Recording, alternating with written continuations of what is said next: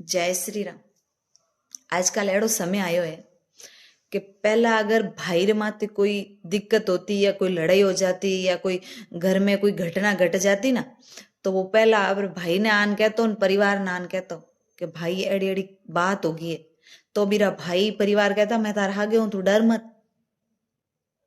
और गांव वाला ने रिश्तेदार वाला ने भी बात रो पतो कौन लागतो और वे भाई बीरा साथ खड़े रहता।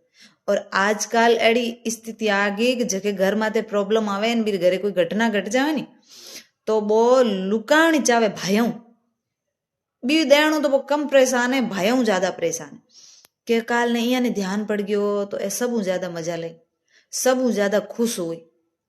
एड़ो समय आ गयो न हकीकत में जीता कोई रिश्तेदार अरे या गांव वाला दूसरा खुश नहीं वे ना, बीता परिवार वाला खुश वे। अगर कोई भाई रे घरे घटना घट जावे नी कोई तो एड़ो एड़ो समय आयो, एड़ा एड़ा लोग भी घटनाओं तो कम डरे भाइयों ज्यादा डरे आजकल।